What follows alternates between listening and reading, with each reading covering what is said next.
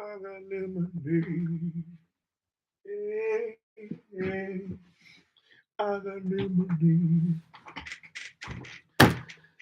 Shalom, everybody. Shalom, shalom. Welcome back to Reading with Shilo, man. Sure. We're here with the next book on the list, or not on the list, but the next book to be read. The next book to be read, The Art of Conversation. I hope everybody's doing well whenever you see this. Good morning, good afternoon, good night, good evening. The Art of Conversation by uh, Stephen Hawking. Stephen Hawks, not Stephen Hawkins.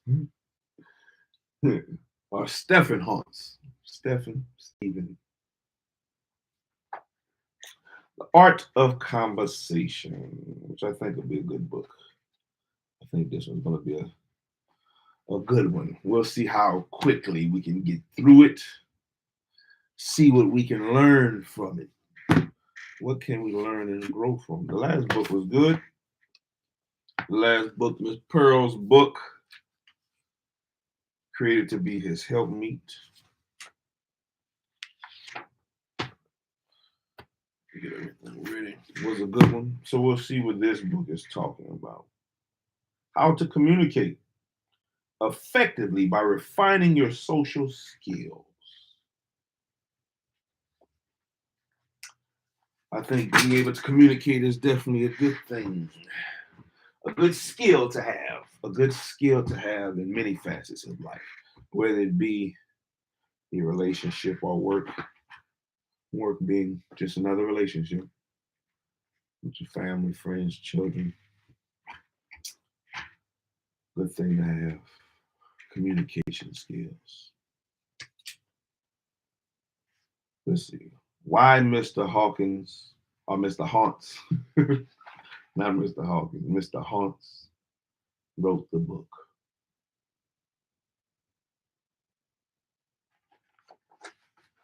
Why I wrote this book. At the start of my career over 25 years ago, I struggled with talking to people. I was very introverted and shy. I would actively avoid trying to speak to people in person and on the phone. One of the reasons I enjoyed software development so much in my early career was because it was a relatively solitary career. That was until the scope of the projects I was working on grew larger, along with the teams I worked with. In my early career, I found teamwork difficult, but I had to adapt and overcome my anxiety about speaking to people. It wasn't so bad with my teammates because I got to know them over many years, but it was hard meeting corporate clients and business sponsors.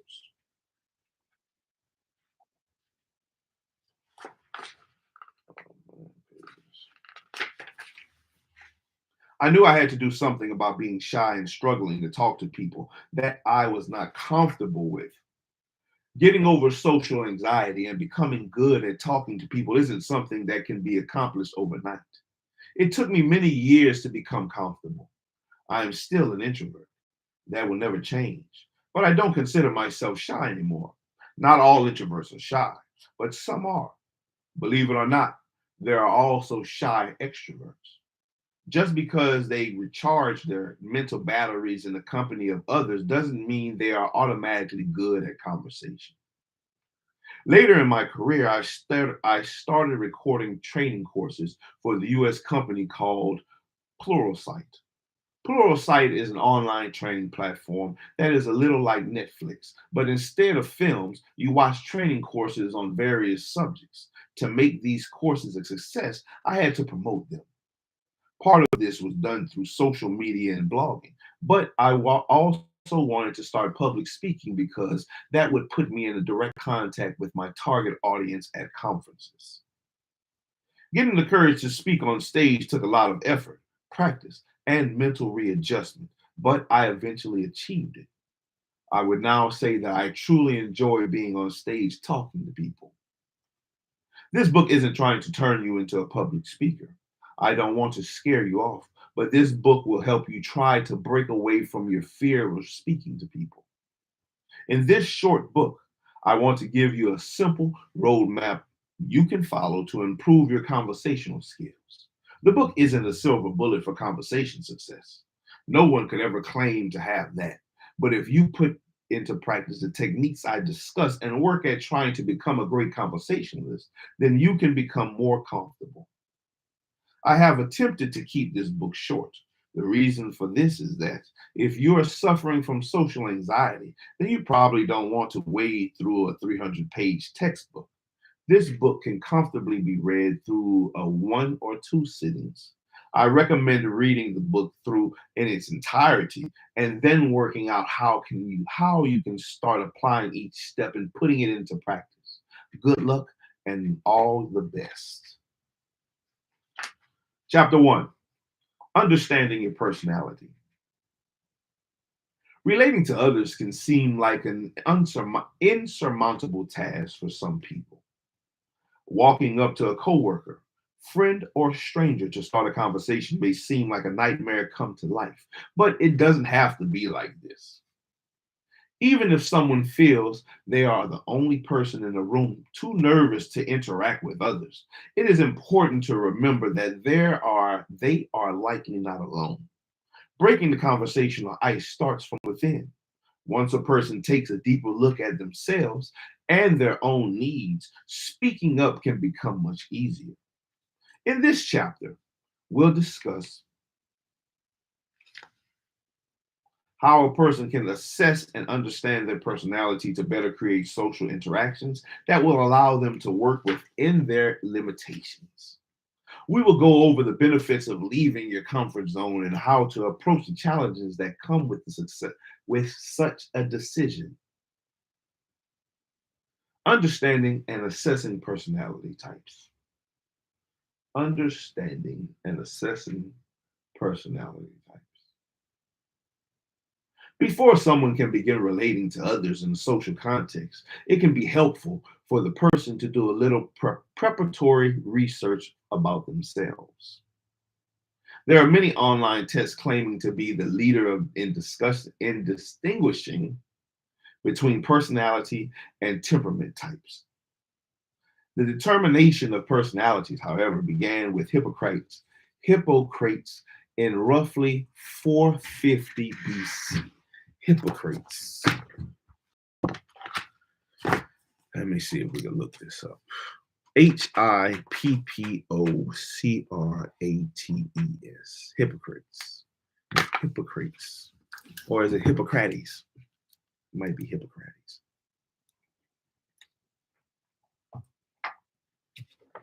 Hippocrates. Was it Hippocrates? Let me see. Hippocrates. Hippocrates.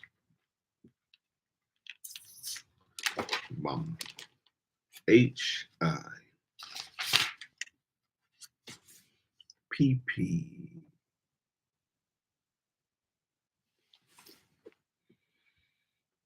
Hippocampus, Hippocrates,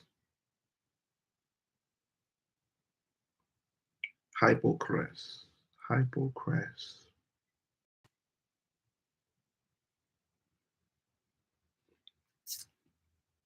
Hippocrates, to whom its invention is ascribed, a mulled wine popular in medieval Europe.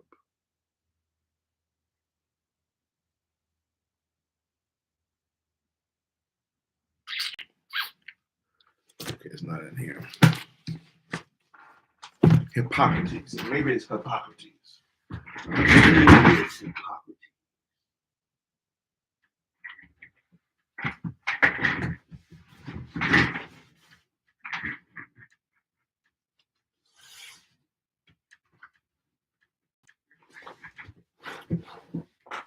Let's see.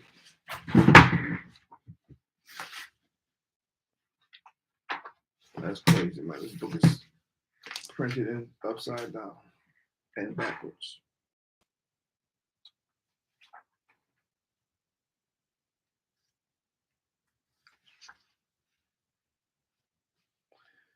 Hippocratic oath. Hippocrates.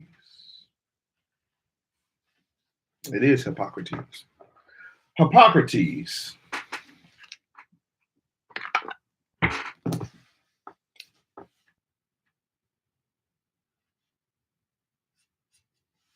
Hippocrates.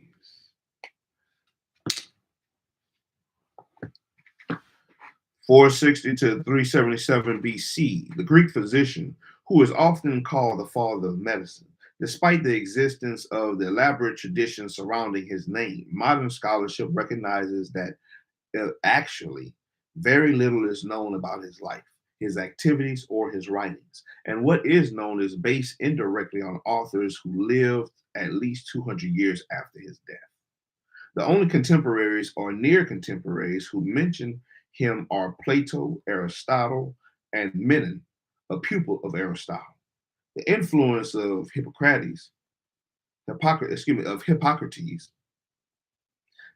the Hippocratic writings has, however, been very real. It has incontestably helped in freeing medicine from superstition and speculative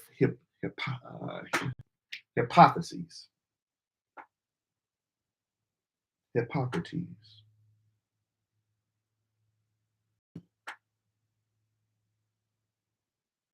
Life. From the slender sources available, we learn that Hippocrates was born on an island of Kos in the Aegean Sea about 460 BC. His father and first teacher was Heracles.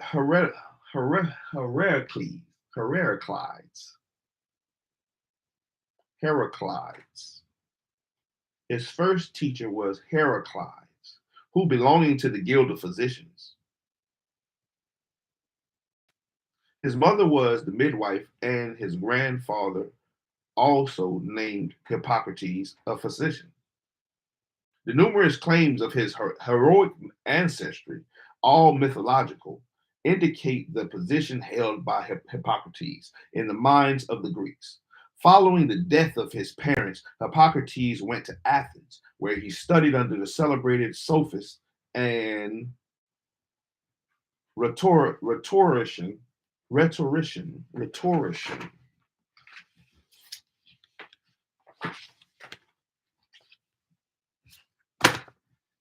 a rhetorician. Rhetorician.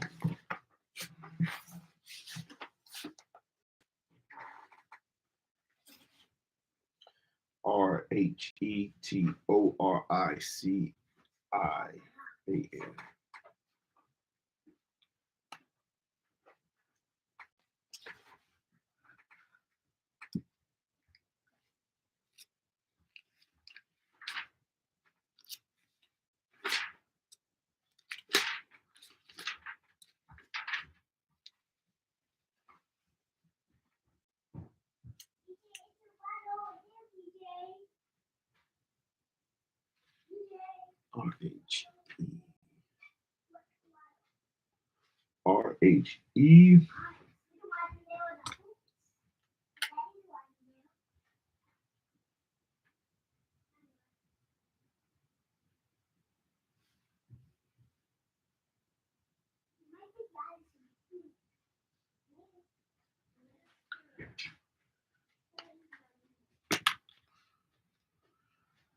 R-H-E-T. R-H-E.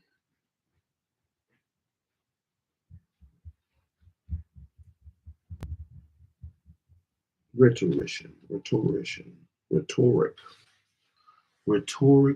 Rhetorical, rhetorician, rhetorician.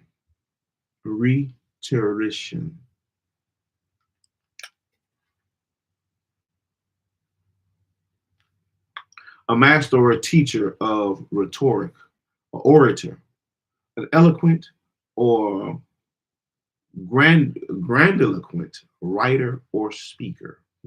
A rhetorician.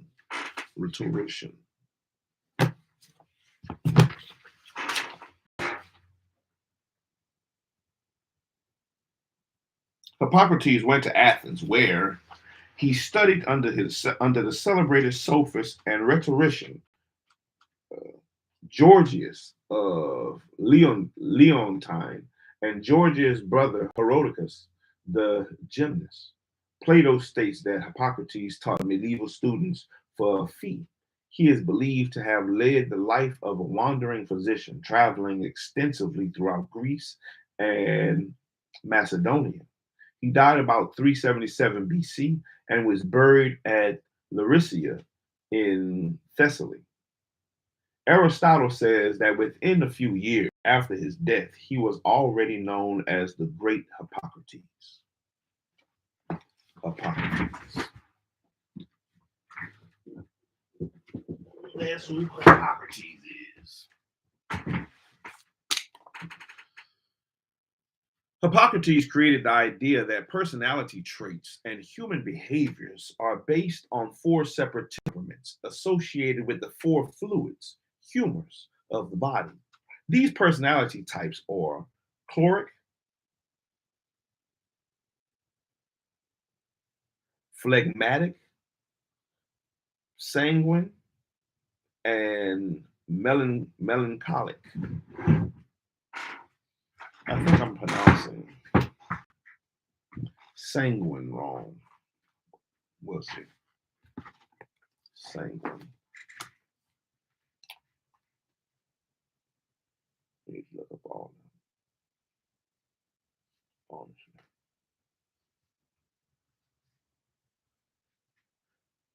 Need to look up all of them. All those words. Chloric.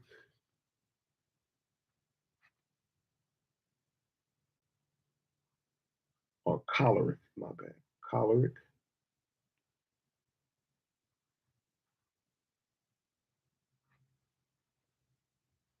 Phlegmatic.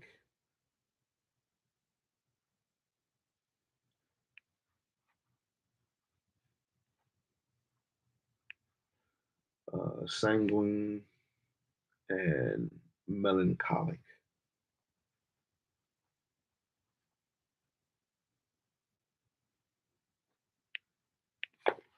And we got a lot of words to look up so far. Let's see. Chloric. Choleric. Chloric. I wonder if it has to do something like chloric acid. Chloric.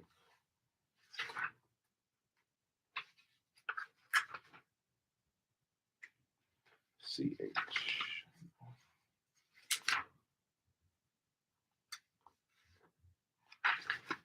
CHO.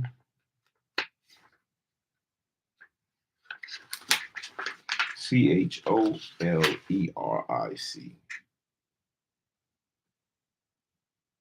Chloric. Inclined to be irritable. Chloric.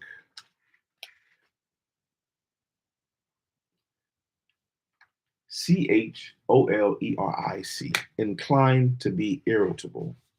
Are you that inclined to be irritable? Phlegmatic. PHLEGMATIC. Phlegmatic.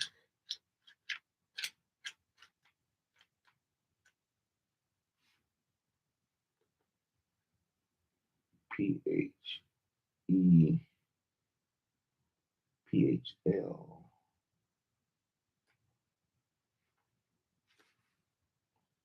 PHL. Phlegmatic. Imperturbable. Imperturbable.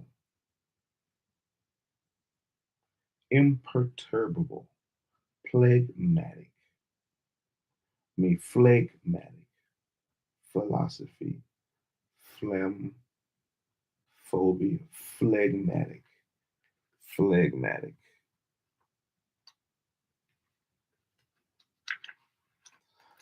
Sanguine. SANGUINE. I think that's how you pronounce it.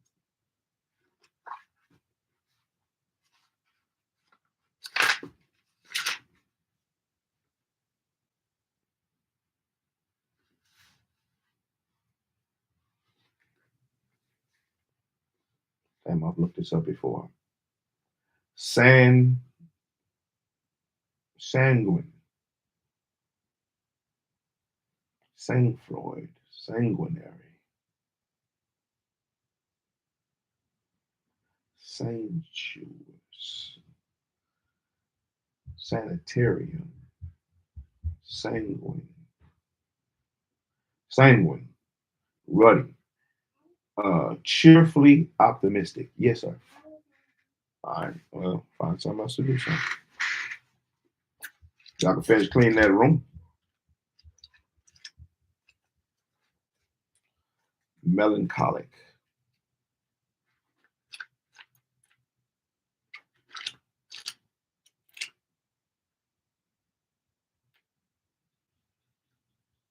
Melancholic.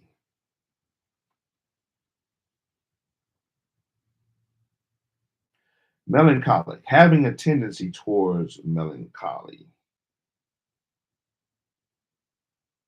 In the melancholy mood. Melancholy. Depression. Low spirits. Sad. Depressed. Which of the four humors could you be?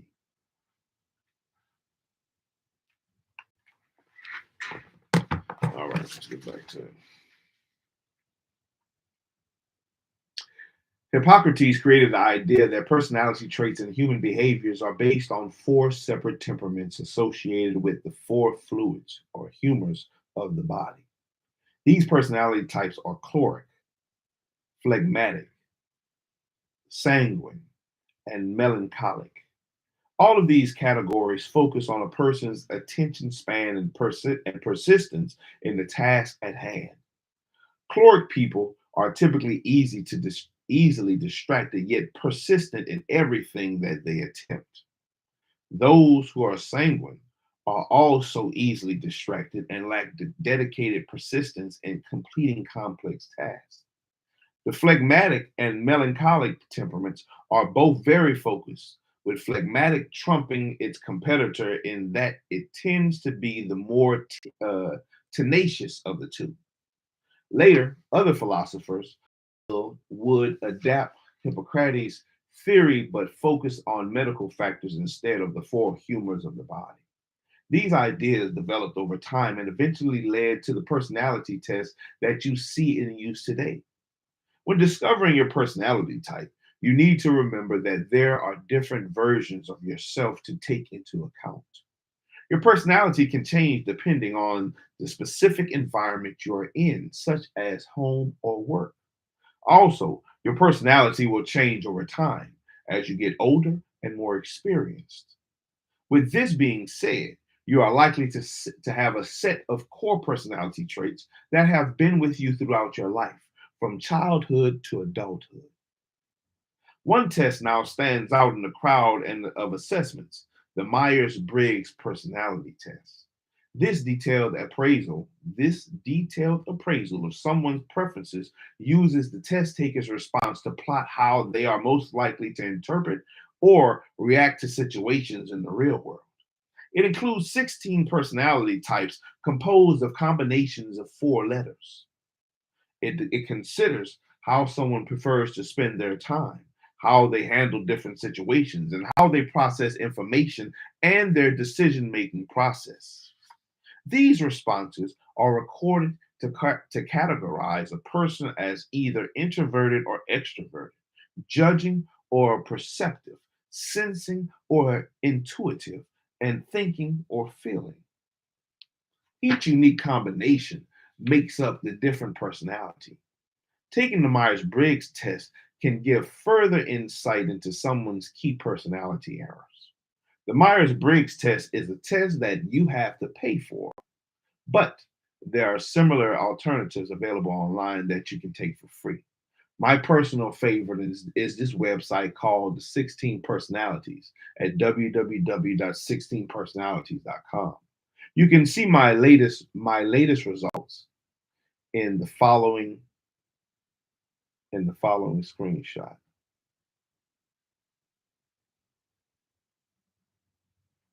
So his personality turns out to be he's an architect, His mind is 72% introverted. His energy is 59% intuitive. His nature is 61% thinking.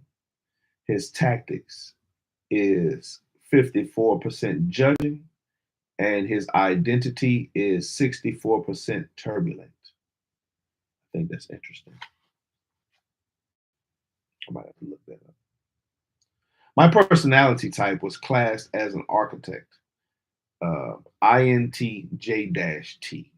The description taken from the 16 personality sites classifies an architect as follows. It can be lonely at the top, as one of the rarest personalities and one of the most capable. Architects, INTJs, know this all too well. Rational and quick witted, architects may struggle to find people who can keep up with their nonstop analysis of everything around them. From my results, I am very introverted. I like my own space and recharge my mental batteries by being on my own. I like to use my intuition and I tend to overthink problems and situations. According to the 16 personalities website, my traits are also shared by the following famous people. Frederick Nietzsche, Michelle Obama, Elon Musk, Christopher Nolan, and Arnold Schwarzenegger. Assessing your personality type can help you learn where you can push yourself and what your limits are. For example, introverts tend to thrive on quiet, alone time, something I can relate to. They often need time to process the day and think through upcoming tasks. Knowing this, an introvert can limit their social exposure so that they are never overloaded when interacting with others. Introverts can schedule times in the day to sit on quiet reflection and gather their thoughts before going back into the world. Extroverts, however, thrive on interacting with others. If they were stuck in the house alone all day, it would likely be a horrible day for them. Even extroverts who are timid and not prone to long conversations with strangers can meet their social needs by going to public places. Sitting in a coffee shop or walking around the shopping mall can stimulate the interactive experience and quell the extrovert's need for other people. In the same vein, it can be helpful for a person to know if they prefer detailed planning or spontaneous events. For someone who enjoys planning out their day, it can be easy to schedule time to be social and practice their conversation skills. Having such a schedule written down also gives the person a chance to mentally prepare for the situation. Leading a meeting or volunteering in a collaborative project to work are both at work are both ways you could schedule social interaction with other people. Someone who prefers spontaneity may instead rely on water cooler conversations or witty banter with the cashier at the grocery store or a stranger at the train station. These impromptu interactions can help ease your general anxiety about speaking to others via constant practice and unplanned conversation. Assessing your personality traits and pairing them with other social needs creates a blueprint for approaching daily interactions and conversations with other people. Staying in your comfort zone. People create their own comfort zones with activities that make them happy, such as watching TV, reading, or scouring the internet and social media. By surrounding themselves with these comforting activities, such people do not have to experience pain and can remain in control of their environment. These sorts of actions are a type of emotional barricade to keep out unwanted feelings. You can become aware of your comfort zone by imagining something not that might cause pain and then examining how you could structure your life around this pain. For example, if someone hates going to restaurants, they may see to it that they only order food via delivery or cook in their own home. They may even avoid having dinner with family or friends if these individuals have chosen a restaurant instead of someone's home. Such a person would be going out of their way to remain safely in their comfort zone. Staying in the comfort zone can lead to missing out on life experiences you may enjoy. Someone who is afraid to travel may never leave their hometown if they choose to not to push the boundaries of their safe space.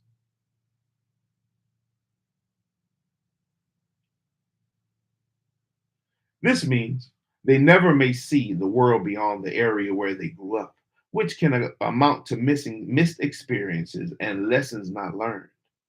To leave their comfort zones, people have to be willing to embrace the pain that comes with stepping outside of them. Many experiences beyond a comfort zone will register as immediate panic or discomfort, but often, if someone sticks with such an activity, they are able to realize that it is not as painful as they anticipated. Learning to embrace the pain means that the person accepts that attempting something outside of their comfort zone may be difficult, but also realizes that the experience is worth the challenge. Embracing the pain of the unknown leads to increased confidence and a sense of power. Once a person realizes that they are able to overcome their fears, they can continue to do so throughout their life. Once has embraced the pain and left their comfort zone, they can experience the rich adventures this life has to offer. Overcoming fears gives a person the ability to confidently go into the world and tackle any challenge life throws at them. They are also able to experience the world without the constant fear that something might go wrong. The more confident someone becomes, the more they realize that their fears are not as imposing as they initially seem, which can drive them to overcome more of their fears. It is a productive cycle of self affirming success. Shalom, Ms. Ross. Shalom. Embracing positive change. Anxiety is widespread and affects everything differently. In fact, anxiety affects about 40 million people older than 18 in the US and is one of the most prevalent mental illnesses. Society, social anxiety. uh, Social anxiety is the fear of being in social settings and interacting with others, often stemming from the fear of being judged. People's social anxieties can range from mild to crippling. Depending on their anxiety levels and past experiences, it can be difficult for people with social anxiety to engage in conversations or attend social outings without feeling uncomfortable. This discomfort stems from the inner circle, who is constantly telling the person, excuse me, the inner critic, not the inner circle, excuse me. This discomfort stems from the inner critic who is constantly telling the person things like they are being judged or are not good enough. This critic is, of course, the person's own mind preying on their fear. Challenging such negative thoughts is imperative in overcoming social anxiety and fostering confidence. If negative thoughts are allowed to rule a person's decisions, then it can be incredibly difficult to overcome social anxiety. Making a concerted effort to ignore intrusive thoughts can help someone overcome their anxiety and possibly even enjoy social situations. Shalom, shalom, Kanan, shalom. One way to challenge these intrusive thoughts is to imagine the absolute worst case scenario and then assess how likely it is the imagined situation will occur. For example, if a person is afraid of public speaking, they might imagine a scenario in which they mess up a line and the audience laughs them off the stage. After taking a step back and considering the scenario rationally, however, the person could remind themselves that people are generally understanding and they might have even seen multiple professionals speakers misspeak and continue to give a successful speech. This can calm anxious nerves and help to convince the people or the person that everything will be okay. And even if the worst case scenario happens, A person can replace self depreciating thoughts with an arrangement or with an argument for why the trait in question is desirable. For example, if someone has it in their mind that their sense of humor is not widely appreciated, they could argue that more people wish they had a niche sense of humor instead of the blanket jokes everyone has heard before. Turning a negative into a positive helps create an appreciation for the traits the person possesses. Another tactic with which to silence critical thoughts is to embrace them with self-affirming put downs to acknowledge the source of nervousness while at the same time building confidence. If someone is nervous about being clumsy, they could say something like, "Oh yeah, I could win an Olympic gold medal for clumsiness." This makes light of the trait while affirming to yourself that is something to be proud of. Overcoming social anxiety starts with accepting a challenge. This might be to say hello to a stranger or participate in small talk by the water cooler at work. Whatever the task, it can be difficult for someone with anxiety. There are a number of tricks to overcome the initial fear that comes with starting a conversation with. But to solve the root of the problem, it is suggested people expose themselves to the root of the fear in small doses. This approach is called exposure therapy. Exposure therapy can help someone confront the frightening situation and gradually become more comfortable with it. The process is simple. A person will identify something that causes anxiety or fear in them and begin exposing themselves to that thing in small doses. For example, if someone is afraid of snakes, they might go to the zoo and look at the snake exhibit every day until they begin to feel more comfortable. The exercise should only be performed for as long as it takes the person to feel comfortable with the situation. The goal is to take less time getting comfortable to each exposure and build up a sort of tolerance to the situation. Over time, the person should be able to tolerate more and more time in the uncomfortable situation without intense levels of fear or anxiety. Eventually, the fear may disappear completely. Although these may sound like a fairly simple way to address the social anxiety, a person should understand the emotional toll of the process before beginning it. In the initial exposure, a person can expect to feel a shock of anxiety or intense fear, which excuse me may make them want to discontinue the practice. However, it is important to persevere through the initial negative feelings so that a person can teach themselves that the situation is not harmful and does not need to evoke a negative reaction. Someone pursuing exposure therapy should keep in mind that the process takes a long time and considerable dedication if it is to work properly. To ease the transition into social interaction, people often join like minded groups or organizations so that there is a common or relatable topic of conversation. Being in groups of people with similar interests can help to ease anxiety because this can feel similar to the safe space a person would create for themselves. Knowing everyone in the group has a common interest immediately generates conversational topics and a common motive to bond over. A person decides who will surround them in life. And it is important to choose supportive friends who celebrate one another's quirks and differences. For those with social anxiety, having a support system of people who understand anxiety can be a tremendous confidence boost. Groups can help a people prac- Groups can help people practice speaking to strangers or new people in a safe space in which they will not be judged or forced to act before they are ready. Surrounding yourself with people who have similar interests and goals makes approaching people easier. The common ground is the conversation starter that has the potential to lead elsewhere and merely give someone practice in interacting with different types of people. Interacting with people in a group can also lead to meeting new friends through networking. Groups are a great place to be introduced to new people and grow a personal social network. The more friends a person has, the greater chance they will find someone they are comfortable sharing their opinions with.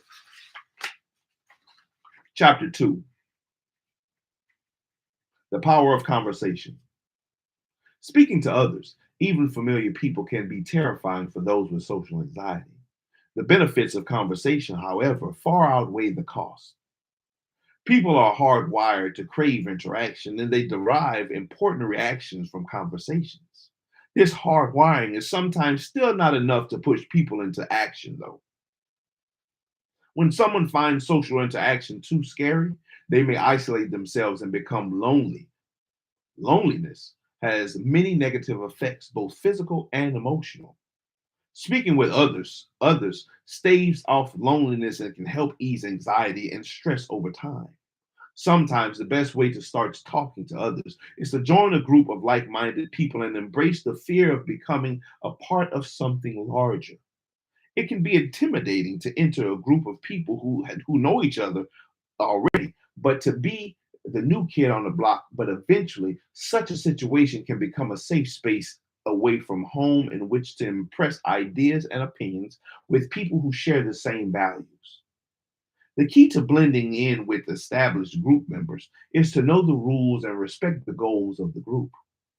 This character discusses, or excuse me, this chapter discusses the harmful effects of remaining isolated and the benefits of interacting with others. This chapter will offer tips on how to overcome the fear of speaking with others and set social goals to ensure regular social interaction with others. We will also discuss the benefit of joining groups and how to become the ideal group member. Feelings. Humans are innately social creatures who typically value social interactions more than almost anything else. We evolved living in groups, and our psychology still desires group interaction and collaboration to meet our social needs. Even people with social anxiety who may struggle with interacting with others need the benefits conversations can give them. Without consistent interaction with others, people can become increasingly lonely. Whether it is brief or prolonged, loneliness is a persuasive issue in society. Those who are not comfortable speaking around others may isolate themselves, depriving their brain of the happy feelings that come from speaking to others. Feelings as if they are not part Feeling as if they are not part of a community can lead to negative effects on both mental and physical health. Loneliness can cause physical effects such as high blood pressure and weight gain. It can potentially lead to people it can potentially lead people to pick up other bad habits, such as smoking, which may help ease their anxiety and cause them to reduce their exercise. People who are lonely usually lose interest in their normal daily activities and may prefer to stay inside in their comfort zones instead of pushing their boundaries to benefit their mental health. These psychological symptoms of loneliness can do more than just alter your behavior. They can raise stress hormones, which negatively impact the immune and cardiovascular systems. When someone has anxiety or is depressed, it is not uncommon for their stress hormones, cortisol, to increase because their body can perceive what should be a normal situation as a threat. This increase in stress forces the immune system to work overtime to compensate for the inflammation caused by stress hormones. The heart is also has to work harder because stress often correlates with the increased heart rate, which is a part of fight or flight response. Being lonely can cause a person to be hypersensitive to social cues, which compounds the fear their anxiety induces and can cause them to continue avoiding the interaction they need. An anxious or lonely brain is usually looking for reasons to stop its exposure to scary situations.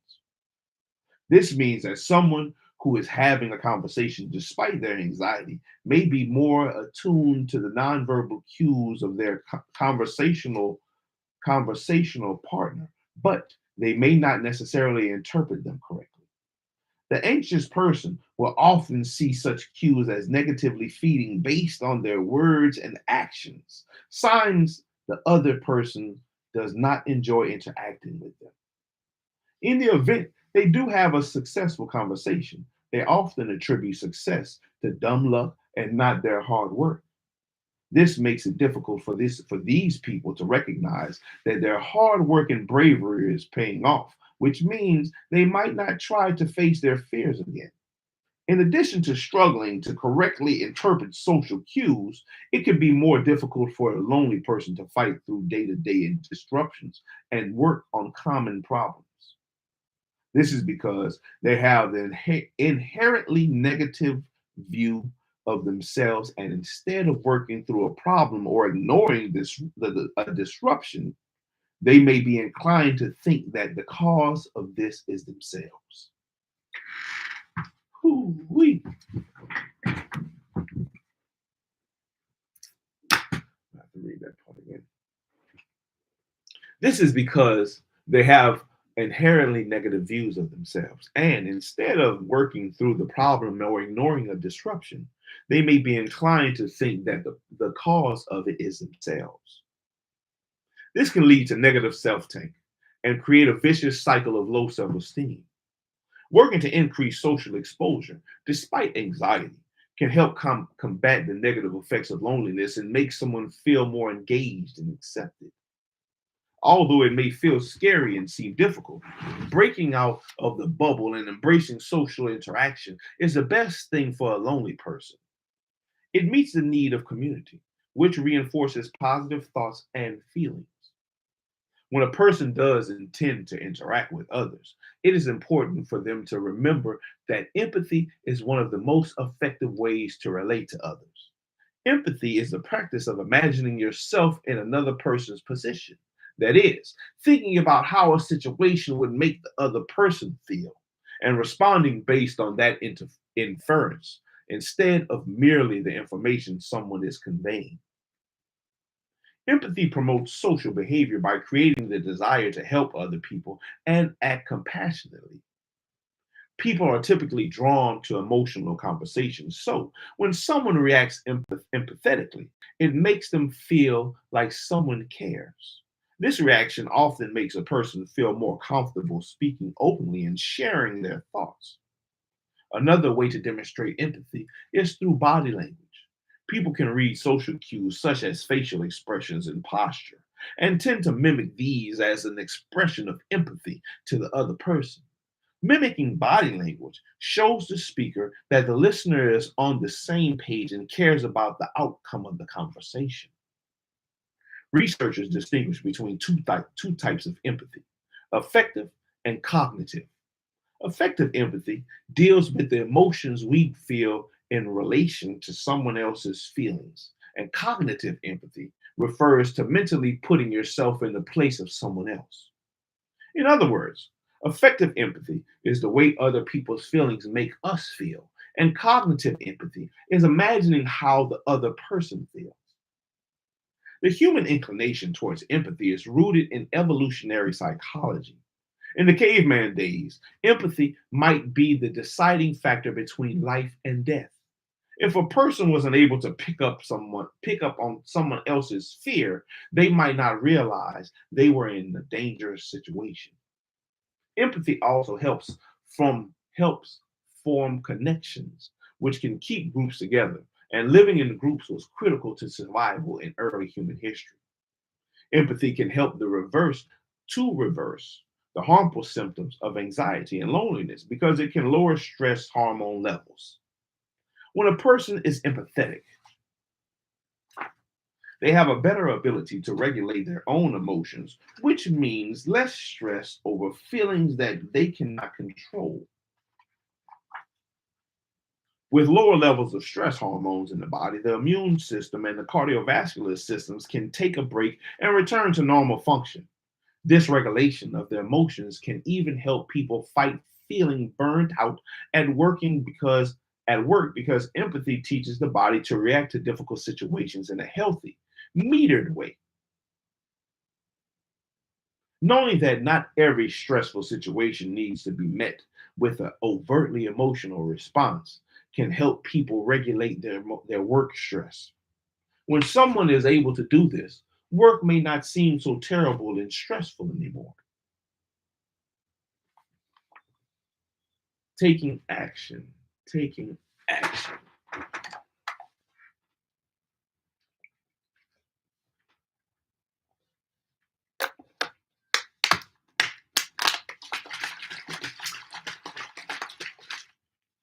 Once someone is comfortable with confronting their social anxiety, they should consider taking action to increase their exposure to social situations. It can be scary to make the first move in a social interaction, but it is key to overcoming the social anxiety. There are a variety of opportunities to start conversations as well. A person could talk to coworkers, sign up for a class, or join a volunteer group to find people to speak to. The more a person exposes themselves to different groups, the more opportunities they create for new friendships to interact with others. These opportunities are invaluable for creating a social network that a person can rely on. Having a dependable group of people to interact with can spare someone from becoming lonely and serve as a practice arena for conversation. Some people with social anxiety may realize that joining a group could be beneficial for them and even make plans to attend, but never quite have the courage to follow through on these plans. To ensure these activities are not only theoretical, a person should make concrete efforts to join when they are feeling particularly courageous. A moment of empowerment can be a great time to sign up for something scary if you promise yourself you will not back out afterwards. Excuse me.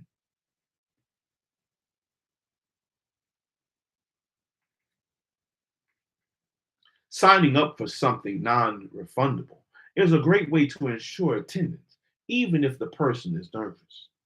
Setting goals can help foster a determination to follow through with social commitments, but they must be created in a specific way so as to ensure follow through. The goals should always be specific and attainable. Some people set goals too high too fast, and it can be discouraging when they are unable to reach them right away.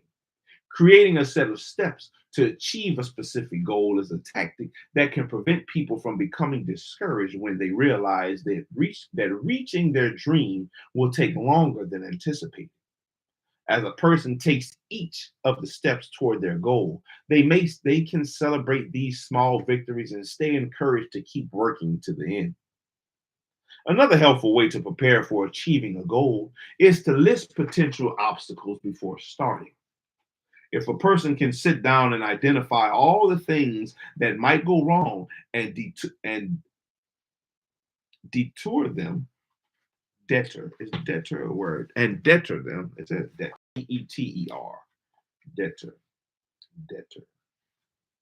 Let's see, deter. I think it's meant to say detour, but deter.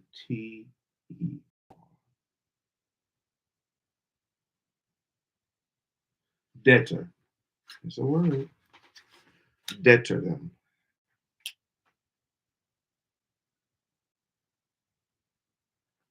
Deter. Deterring. Deterred. To discourage from some. To discourage from some action. Deter.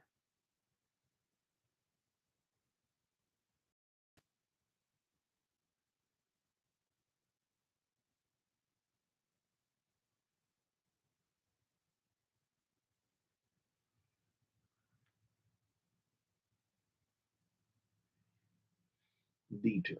Deter. Deter. Detour. Detract. Devaluate. Detergent. Deter. Deter. If a person can sit down and identify all the things that might go wrong or discourage them from some action, deter them from some action, deter them from reaching their goal. They can plan for how they will overcome these obstacles. Deter, Deter.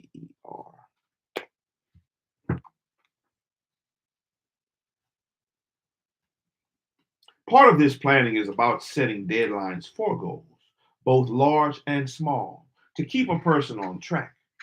With a set date, people are encouraged to work to meet their goals in a realistic timeline instead of languishing in unaccomplished steps. Oh, that sounds like me right now. If a person is having trouble meeting their deadlines, they can schedule dedicated time. They can schedule dedicated time to make progress toward their goal so that they know they are working on it every day and making progress. If someone's goal is to join a group, they can remember that becoming ingrained in a group of like minded people can create a safe space within that social situation. Although the first meeting may be awkward and scary, as someone gets to know the group they've joined, they can become more comfortable around other people, other group members. That way, if the group hosts others, the person can still feel safe among strangers because there are people around who they know and who know them. To be part of a group, a person should understand the purpose of the group and keep that at the forefront of their mind when interacting with the members. For example, if someone joined a charity, they should remember that to always be kind and giving as a way to exemplify the values of the organization. It is important for a person to join a group they truly identify with and not just one intended to force social interaction. If someone with anxiety joined a group they had no interest in, it could make conversation more stressful and difficult, therefore creating a negative experience. Groups are all about cohesion, and a good group member will understand the rules of the group and abide by them. Some groups are more personal than others, such as small book groups or book clubs or dinner clubs, as compared to a local mental health awareness or homeless shelter volunteer group. In the first two settings, it is more likely that the members would share personal details with one another and deviate from the topic at hand. The last two settings, however, may be more focused on the task at hand and completing a project than small talk. Respecting the conversational boundaries in a group is imperative in becoming an accepted member. It is worth noting that joining a group does not ensure a relationship with every member. Someone breaking into a new group should expect to get to know the members slowly, one or two at a time, until the other members make an effort to get to know them one on one, especially in large groups. There may be some people in the group that the person will never be close with, but as long as have connected with other members, it is okay. Unfortunately, not all groups are a good fit for everyone. Unfortunately, not all groups are a good fit for everyone. If a person finds themselves in a group they do not feel connected to, they may need to consider finding a new one that more closely aligns with their values. Just as not all friendships work out, not all groups will work out either. There may be no one there in person. There may be no one their person feels can connect with, feels they can connect with, or the focus of the group may not be as interesting as anticipated. No matter the reason, it is okay to leave a group if it's not helping to meet your social needs. If the group is a match, though, its conversations can become a breeding ground for ideas, all stemming from different people, making it easy to get lost in the noise. Especially when the first group conversation a person attends, it can be helpful to remain mostly quiet. This will allow such a person to feel safe and slowly process the flow of conversation. Group conversations lend themselves to crosstalk, and it may be difficult to know where to jump in. So, staying quiet until you figure out which conversation to join is a safe tactic. Not everyone in the group needs to command the stage, and often being a great listener is valued just as highly as someone who is very communicative.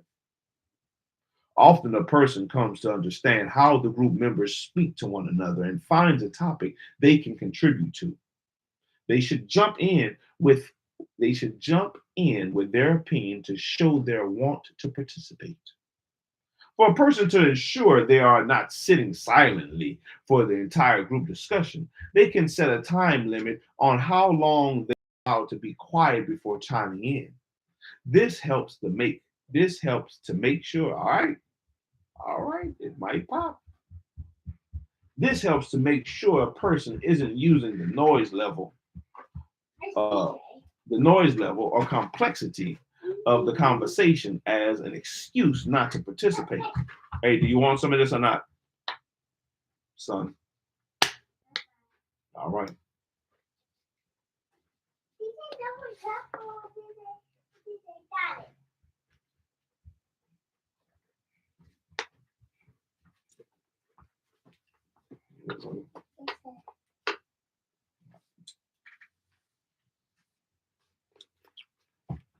Thank you.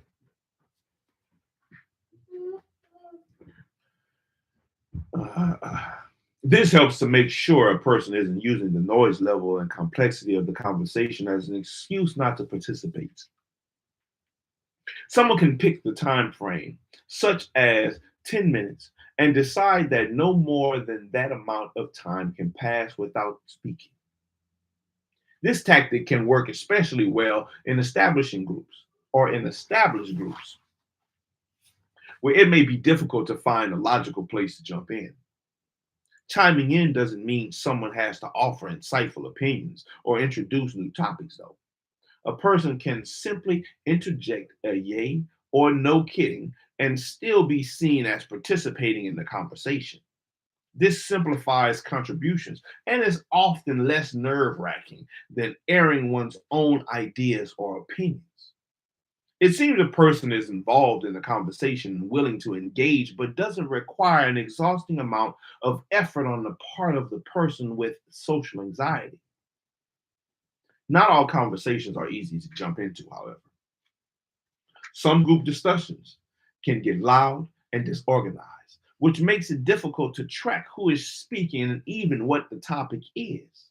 In these situations, it is important for a person to accept that their comments may not have the attention of the entire group, and side conversations may be the most attention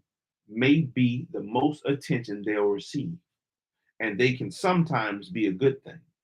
Instead of focusing on the bothersome parts of these types of conversations, volume, side conversations, and interruptions, a person should focus on creating a small environment that can sustain the information they have to share. This way, they are able to gain practice interacting with others without disrupting the flow of the group. Sometimes a person will end up in a conversation about a topic they know nothing about, but using this as an opportunity to relax can help ease the tension once the subject changes again. When the subject moves to something unfamiliar, an anxious person can take the time to sit back and catch their breath after contributing on previous topics. Enjoying the time to recoup social energy and think about their next contributions can be rejuvenating for social anxious people. Once a topic has fizzled out and the conversation has moved on, they can feel free to jump back in with the renewed energy. Groups appreciate responsive listeners. This is a way to interact with members non-verbally if the topic is not something a person feels comfortable contributing to. Nodding when people make legitimate points and making eye contact with the speaker shows attentiveness and interest. Without speaking, the listener can show their interest and refrain from disrupting the conversation. If a person is put on the spot about being too quiet in a group, the best way to handle the situation is for them to own their disposition. There's nothing wrong with being quiet in conversation, and there is nothing wrong with letting people know this. Two ways to approach explaining this idea to people are turning it into a joke, such as saying, I'm speaking telepathically with Beth, and admitting to it and letting people react how they will. That was the end of chapter 1 and chapter 2 of The Art of Conversation by Stephen Hawks or Stephen Hawks. Let me see how long chapter 3 is.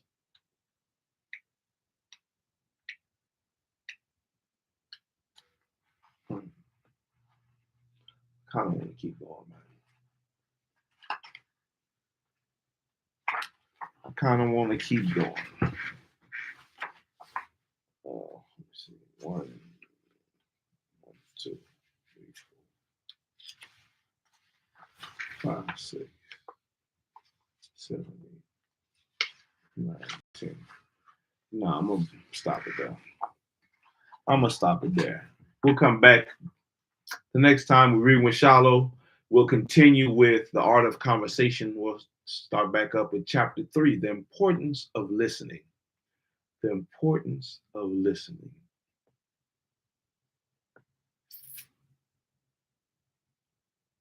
So far, I think it's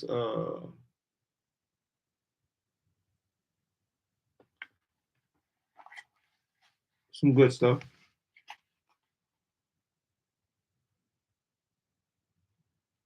I think that's, I think me reading out loud can be part of getting over anxiety or anxiety about it, or even though I'm doing it to help better myself and for others, the reading out loud can help with that.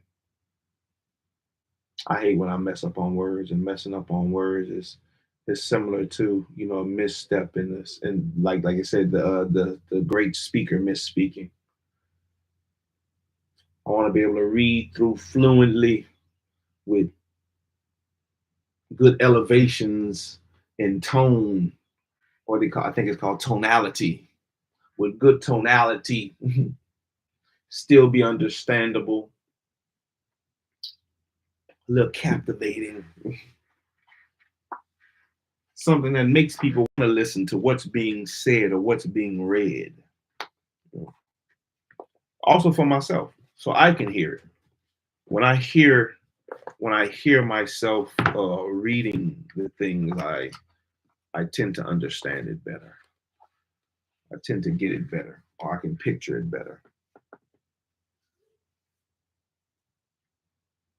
So the reading out loud helps. Plus, I just want to be more an avid reader. I know people who read a lot of books, and I would love to have. I never really liked reading, for real. I like history and the things you learn, but to sit down and read it wasn't my thing. I hated it. So trying to be better at it. Definitely want my sons to be able to see me reading more, so that way, as the sponges they are and the imitators there are, these are things that they will imitate. And so far, so good. So far, so good. It's working. But, you say you have to do things on a consistent basis to form new habits. And making a new habit of reading more is not a bad thing. It's not such a bad thing. So we'll keep at it, and we'll come back next time with this book, which is so far, once this one's done, this will be, I think I'm off by 2, but this will be 17. This will be 17 books down. 17 books down, I want to say, since I started this reading thing, since I started reading with Shiloh. I think I got 17 books down, 17 books in.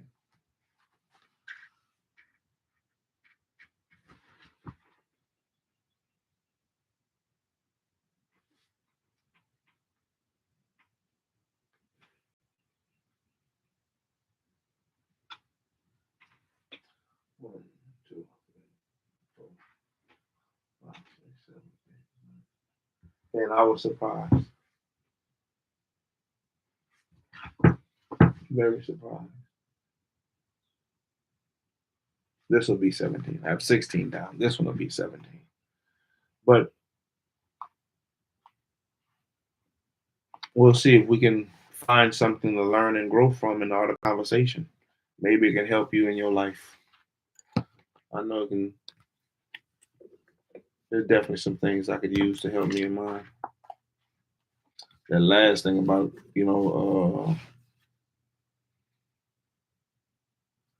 set certain goals so that way you meet them and at least you're working on it every day. And for hard, getting over something that you may think is a scary task, or what's the worst could happen? What's the worst can happen, and how can you deal with the worst part of it that can happen? That's something I need to, I definitely need to work at. I definitely have those feelings when it comes to my carvings. I get, caught up sometimes in my own mind. Oh, it's not gonna come out like I want it, or it's not gonna be this. So I have to battle myself and push through them. But yeah, we'll keep moving forward, seeing what we can learn and grow from. Till next time, man. Shallow out. Shalom, everybody. I hope y'all have a wonderful day, night, evening, whenever you see this afternoon. Shalom.